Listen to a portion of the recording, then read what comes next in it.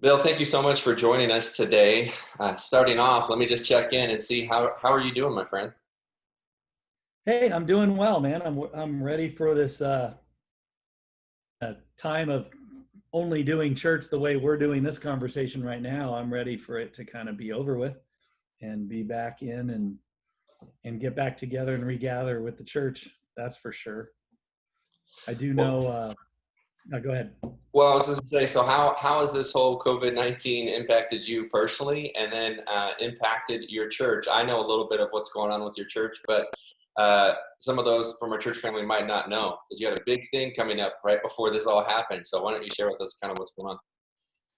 Yeah, we've been building a new worship center on our land, and it was going to take us from 24,000 square feet to 75,000 square feet, so tripling the size of our campus. And it was right about the time we were supposed to be ready to grand open is when this thing happened. So it's kind of a double-edged sword for us. I mean, it's part of it is what's been stressful is, we're paying for all this and going through this time when we're not able to meet and sitting here with this building. We were so excited. The nice thing on the other end of it, though, is we have something for everyone to look forward to because when we regather, we are going to be in the new building. So it does build some momentum. It's been a little tough. I think our people, I don't know about you guys, our people are pretty much ready to be done with this. The stressful thing for me as a leader is we have most of our people are like, we could not regather fast enough. But then there's also that percentage of people who can't regather low enough. And so I feel kind of caught in the middle as a leader. Personally, I am ready to be done preaching to a camera in an empty room. I Yeah, am ready for came into people that. to I'm ready for people to not laugh at my jokes right to my face instead of me trying to do all the NASA math to figure out, are they laughing? Is it funny? Is this dumb? Where do I start? When do I stop? Matter of fact, like this right now, I have no idea if anyone thinks this is funny or go, where did Jon find this guy's an idiot. So yeah.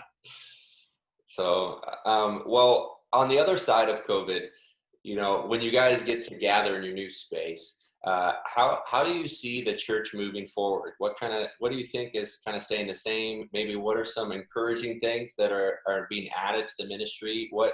How do you see the church moving forward on the other side of this? Well, a couple of things. First, we already had an online kind of presence, but we upped the game during this, and we realized we're not going back on that. We realized we improved the quality of how we do stuff. The other thing that we decided to keep moving forward is what was really effective was our adult classes. And we actually had one of the women's studies have more people sign up with it online than we were getting in person. So we just know that every time we do a run of classes, we're going to offer an online version as well, because that's a lot of people with kids and husbands working or wives not being there. And it's just, it's been pretty good. So those are some of the things we definitely are going to maintain and try to improve as we move forward. Our online campus, we have more volunteers involved with it when we're doing this and able to be there and talk and pray with people right away. So those kind of things.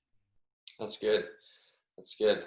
Now, I've shared with our church family how really you personally, Rock Point Church, and Vision Arizona as a whole has really invested in our church plant and our church planting process, as well as you have really invested in me as a leader.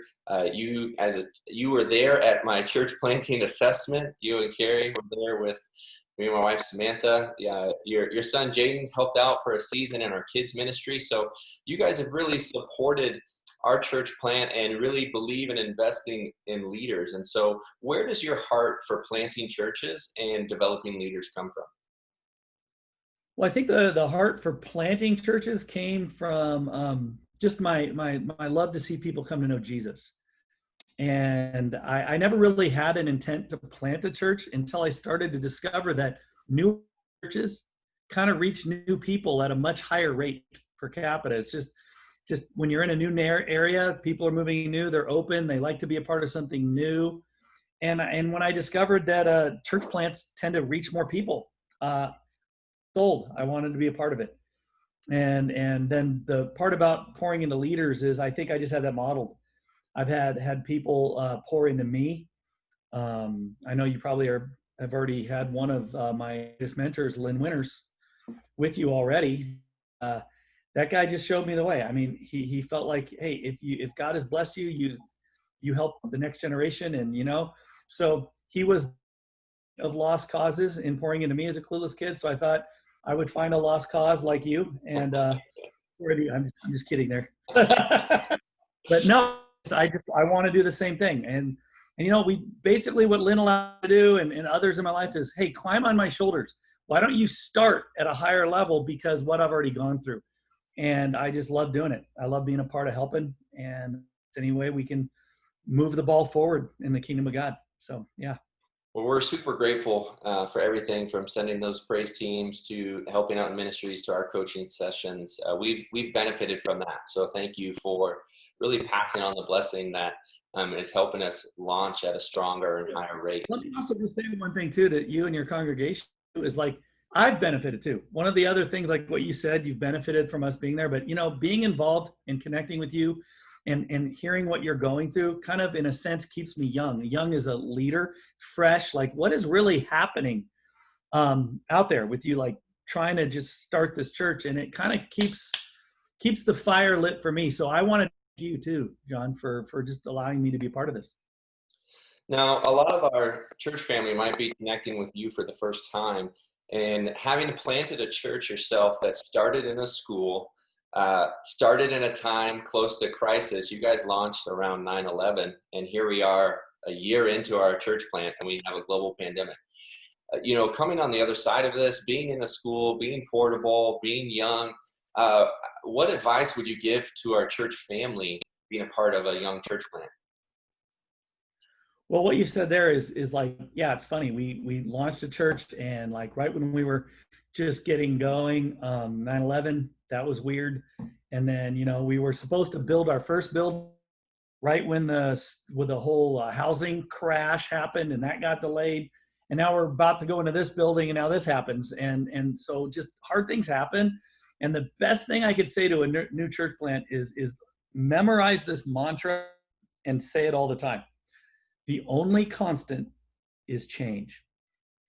The only constant is change. If you're going to be a part of a new congregation, there is an incredible power in being a part of something new. There is something amazing. And what I would encourage you guys to do is, you go through the constant of changes, things always happening, not working the way you imagined them. For example, today we celebrated, we had our staff meeting, and we had like 70 some of us all in. And it's the first time we've worshiped in the new building. And I just said to the staff, I go, guys, this is not how we imagined this happening. But you know what? Has anything we've ever done in the history of Rock Point happened the way we imagined it happening? And so our phrase is, the only constant is change, and get used to it. It's hard. Here's the cool thing. As you are a church right now, I would encourage anyone watching this, if you're just checking this church out and you're wondering, and you're going to, I would say, jump in. Engage, embrace this, be a part of it, get involved, get connected, say, how can I help this? And in other words, focus on what you do have instead of worrying about what you don't have. Because every phase, if we just had this, if we just had a building, if we just had more staff, if we just had more technical, had more resource, I'm just telling you, every phase there's always something you could have. And if you long and worry about what you don't have, you're going to miss out on the power of what you do. Because what I remember in the stage where you guys are at right now was, wow, we were flexible. Wow, we could turn quick. Wow, if there was an issue in our community, we could just like, what's going on? We can turn on a dime. And really the excitement wasn't about paying bills, getting a building, worried about these stuff, construction meetings, all these things. It was more about, hey, how do we just love our community and show them Jesus? And you can do that so well right where you're at. And I was just the other day, I was walking around with one of our volunteers. He's been on our worship team since we were a Bible study. He's been in this church since day one. And I showed him around. And he was bawling. He was crying. He was more emotional about what's going on than I was. It's because he got involved right away. So I would say, get involved. Understand that the only constant is change, and focus on what you do have, not on what you don't. That is That is some encouraging words and some wise words. And, you know, we're going to be praying for you as at the time of this recording, and all things go well. The plan is for you guys to get into the new space here in just a short time. But for today, and with our congregation here at Mission Grove, we're about to jump in and watch a message that you shared from a series entitled Lose the Fight. And you're talking all about quarreling in quarantine. Just to give us a little setup for what we're about to watch, why do you think it's easier or common for people to get into conflict and fights during times of crisis? You know, I think it's easy because, you know, you got the heightened emotion, the adrenaline, the fears. You know, there's a lot of that going on. And I think what happens is crisis, like pressure, it reveals weakness. So it'll reveal a weak spot. So when you got a lot of crisis going on in any relationship you have, it'll reveal any kind of weak spot you have, anything. Sometimes when things are just going well, you just kind of go through the motions and you just assume everything's good. But all of a sudden you get a little pressure, you get a little bit of tension on that, and things start to shear, you start to creak, and you feel the dam about to break, as I'll talk about in the message. And I think we have that happen. And then I also think we are worried about so many other things that we just drop our guard. And it is so easy to end up having conflict with the people you're the closest, because we have all that tension, the weak spots, and we dropped our guard. It is just, it's easy. And so it's always there. And so how do we kind of alleviate that? And that's why I call it lose the fight, as you'll see, is like, hey, it's not you give up. It's just, how do you manage conflict without it becoming a fight? And it is hard. You'll see by my opening story, I kind of blew it big time. Well, I've seen the message in preparation, and I've gleaned a lot from that, and which is why I want to share this and connect you with our church family. And just if you're watching this, really lean in, tune in, and look out for these words: combat boots, running shoes, and hiking boots. So that's going to make a lot more sense when you watch this message. Thank you so much, Bill, for sharing your time and your message with us. We're praying for you and for Rock Point Church. And church family, you are going to enjoy this message. So make sure you take lots of notes and get ready to learn how to lose the fight. Thank you, John. Yep. All right, I'm going to pause the recording here.